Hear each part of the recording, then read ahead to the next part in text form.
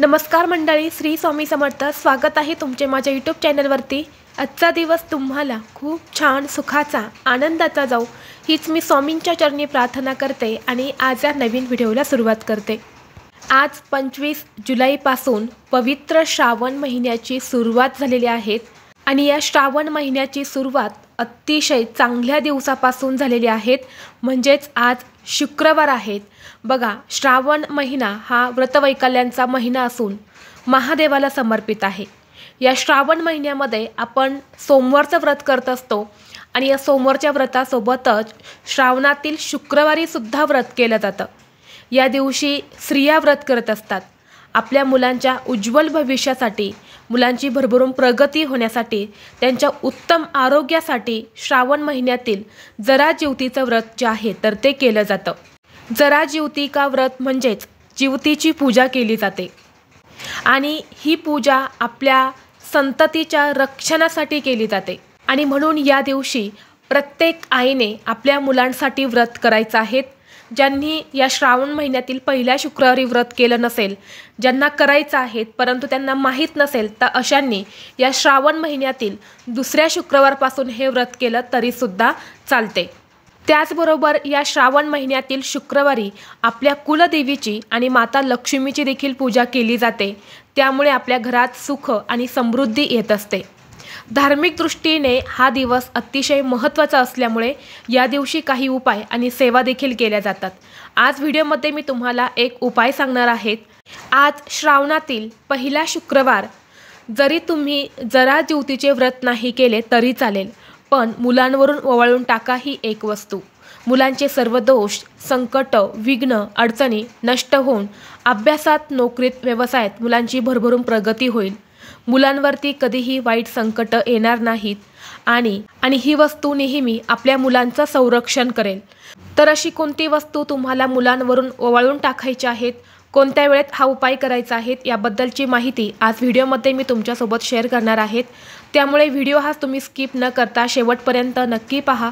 चॅनलवरती नवीन असाल तर सबस्क्राईब करा आणि असेच माहितीपूर्व नवनवीन व्हिडिओ पाहण्यासाठी बेल आयकॉनला प्रेस करा. म्हणजे जेव्हा कधी मी नवीन व्हिडिओ अपलोड करेल त्याचं नोटिफिकेशन सर्वात अगोदर तुम्हाला भेटेल आणि तुम्ही एक पण व्हिडिओ मिस करणार नाही. आज या व्हिडिओमध्ये मी तुम्हाला जो उपाय सांगणार आहे तर हा उपाय आपल्याला संध्याकाळी करायचा आहे. संध्याकाळी तुम्ही 6 नंतरनं रात्री 12 वाजेपर्यंत हा उपाय कधीही करू शकता किंवा जर तुम्हाला शक्य असेल तर सायंकाळी 6 वाजल्यापासून ते 9:30 वाजेपर्यंत हा उपाय करण्याचा जास्तीत जास्त प्रयत्न करा.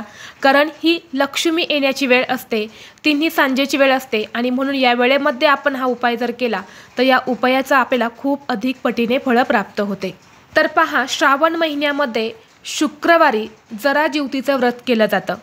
जरा जी आहे तर ती एक राक्षसीन होती आणि ती एका मदन देशामध्ये राहत होती आणि त्या देशामध्ये असणाऱ्या राजाला शरीराचे 2 वेगवेगळे भाग असलेला एक मुलगा होतो. त्यामुळे जन्मताच त्याला नगराबाहेर फेकून दिलं जातं. त्यावेळी जरा राक्षसीन जी आहे तर ती 2 वेगवेगळे भाग असलेल्या त्या मुलाला एकत्र करते आणि त्याला एक जीवदान देत असते आणि म्हणून त्या मुलाला जरासंध या नावाने ओळखले जाते.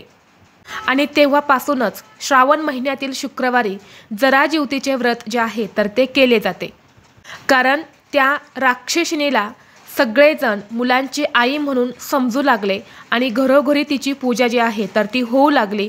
आणि तेव्हापासूनच असं म्हटलं जातं की जर आपण श्रावण महिन्यात जरा जिवतीची जर पूजा आपल्या घरामध्ये केली, व्रत केलं, तर आपल्या घरात आरोग्य, सुख, संपत्ती जी आहे तर ती लाभत असते आणि म्हणून प्रत्येक आईने हे व्रत आवर्जून करावं. आता ज्यांना हे व्रत करायचं नाही त्यांनी किमान या दिवशी जरा जिवतीचा जो फोटो असतो, बघा अगदी 10 रुपयांना तो फोटो मिळतो, तुम्हाला स्क्रीनवरती मी दाखवलेला आहे. तर हा फोटो जो आहे तर तो खरेदी करायचा आहे, आपल्या घरात आणायचा आहे. आपल्या देवघराशेजारी तुम्हाला हा फोटो चिकटवायचा आहे. संपूर्ण श्रावण महिनाभर तो फोटो तिथेच ठेवा आणि त्या फोटोची तुम्हाला पूजा करायची आहे. हळद, कुंकू, अक्षता तुम्हाला अर्पण करायचे आहेत. दुर्वा, तसेच आघाड्याची पानं आणि फुलं जी आहेत तर त्यांची माळ जी आहे तर ती अर्पण करायची आहेत.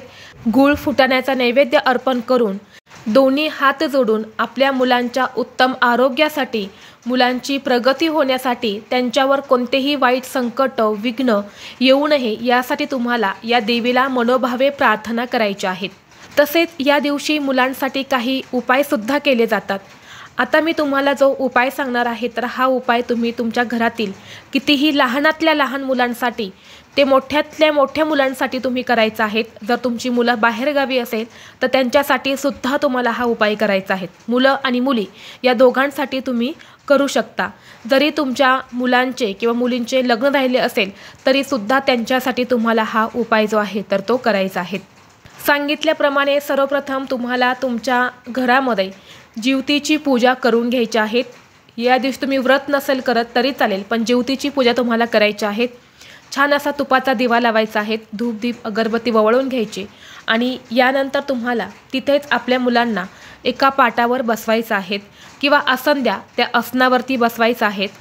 यानंतर एक ताट घ्यायचं आहे, ताटामध्ये तुम्हाला एक दिवा प्रज्वलित करून घ्यायचा आहे। तूप घालू नका, तेल घालायचं आहे, कारण तुपाचा दिवा हा औक्षण करण्यासाठी वापरला जात नाही, म्हणून तेलाचा दिवा लावायचा आहे। हळद कुंकू अक्षता तुम्हाला घ्यायच्या आहेत, फुलं घ्यायची आहेत आणि यानंतर तुम्हाला 2 अखंड फुलाच्या लवंगा ज्या असतात तर त्या देखील घ्यायच्या आहेत। सर्वप्रथम मुलांना तुम्हाला गंध लावून अक्षता लावायच्या आहेत, त्या दिव्याने मुलांचं औक्षण करायचं आहे, मुलांना ओवाळून घ्यायचं आहे आणि यानंतर तुम्हाला त्या 2 लवंगा ज्या आहेत तर त्या आपल्या उजव्या हातामध्ये घेऊन मुलांवरून तुम्हाला ज्या प्रकारे घड्याळाचा काटा फिरतो त्या प्रकारे 3 वेळा तुम्हाला फिरवून घ्यायच्या आहेत आणि यानंतर तुम्हाला एक पंती घ्या किंवा एखादी प्लेट घ्या, त्यामध्ये या 2 लवंगा आणि 2 कापराच्या वड्या टाकून तुम्हाला ते जाळून टाकायचं आहेत। लवंगा ज्या असतात तर त्या आपण स्वयंपाकघरामध्ये वापरत असतो, लक्ष्मीला आकर्षित करण्यासाठी सुद्धा लवंगा वापरल्या जातात। तसेच लवंगा या नकारात्मक शक्ती दूर करण्यासाठी सुद्धा खूप प्रभावी मानल्या जातात आणि म्हणून या दिवशी आपल्याला 2 लवंगा मुलांवर ओवाळून जाळून टाकायच्या आहेत। यामुळे काय होतं, आपल्या मुलांवरती जर कोणाची वाईट नजर पडलेली असेल, कुणाची वाईट नजर जर आपल्या मुलांना लागलेली असेल किंवा बऱ्याच वेळा आपली मुलंसुद्धा घराच्या बाहेर खेळण्यासाठी जातात, शाळेत जातात, तर तिथे सुद्धा नकारात्मक ऊर्जा असते आणि ती नकारात्मक ऊर्जा आपल्या मुलांमध्ये येत असते आणि म्हणून तुम्ही बऱ्याच वेळा बघितलं असेल मुलं अचानक आजारी पडतात किंवा मुलं किरकिर करू लागतात। तर यासारख्या समस्या ज्या आहेत तर त्या मुलांच्या दूर होत असतात आणि म्हणून एक छोटासा उपाय तुम्हाला आज संध्याकाळी आवर्जून आपल्या मुलांसाठी करायचा आहे। जर तुमच्या घरामध्ये 2 मुलं असेल तर 2 मुलांसाठी तुम्हाला वेगवेगळ्या लवंगा घ्यायच्या आहेत। वेगवेगळ्या लवंगा घेऊन तुम्ही सर्व लवंगा एकत्र जाळू शकतात। आता जर तुमची मुलं तुमच्यापासून दूर राहतात, बाहेरगावी राहतात, तर अशा वेळी तुम्हाला काय करायचं आहे, त्या दिव्याने 4 दिशांना ओवाळून घ्यायचं आहे आणि यानंतर या लवंगासुद्धा 4 दिशेला ओवाळून तुम्हाला कापुरासोबत त्या जाळून टाकायच्या आहेत। तसेच या दिवशी बघा तुम्हाला जरा ज्योतीची आरतीसुद्धा करायची आहेत आणि ही आरती आपल्या मुलांकडून तुम्हाला करून घ्यायची आहे। तुमची मुलं मोठी असेल तर तुम्हाला दिव्याने किंवा मग तुम्ही कापूर जाळून आरती वळवत असेल तर ते आरतीचं ताट आपल्या मुलांच्या हातामध्ये द्यायचं आहे। तुम्हाला आरती म्हणायची आहेत। जरा ज्योतीची आरती ही तुम्हाला गुगलवरती किंवा यूट्यूबला भेटून जाईल, ती आरती लावायची आहेत आणि तुमच्या मुलाने आणि तुम्ही ही आरती जी आहे तर ती करायची आहेत। त्याचबरोबर या दिवशी तुम्हाला मुलांकडून एक श्लोक देखील म्हणून घ्यायचा आहे किंवा तुम्ही जरी म्हटले तरी चालेल, परंतु मुलं मोठी असेल तर मुलांकडून तुम्ही हा श्लोक जो आहे तर तो म्हणून घ्या। तर श्लोक असा आहे, जरे जीवंतिके देवी बालयुक्ते प्रमोदिनी रक्षाव्रते महाशक्ती पूर्ण कामे नमोस्तुते। हा श्लोक जो आहे तर तो या दिवशी म्हटला जातो, म्हणून या एका श्लोकाचं देखील तुम्हाला पठण करायचं आहे। तसेच तुम्हाला शक्य असेल तर आज तुम्ही ज्योतीची ओटी देखील भरू शकतात किंवा श्रावण महिन्यातील कोणत्याही शुक्रवारी तुम्ही ओटी भरली तरी सुद्धा चालेल, कारण श्रावण महिन्यामध्ये आपल्याला ही ओटी जी आहे तर ती भरायचीच असते। तर अशा पद्धतीने तुम्हाला हा उपाय जो आहे तर तो करायचा आहे। व्हिडिओ तुम्हाला आवडला तर लाईक करा, चॅनलवरती नवीन असाल तर सबस्क्राईब करा आणि हा व्हिडिओ आपल्या मित्रपरिवारासोबत जास्तीत जास्त शेअर करा। चला तर मग भेटू असंच पुढल्या एका नवीन व्हिडिओमध्ये। तोपर्यंत सर्वांना श्री स्वामी समर्थ।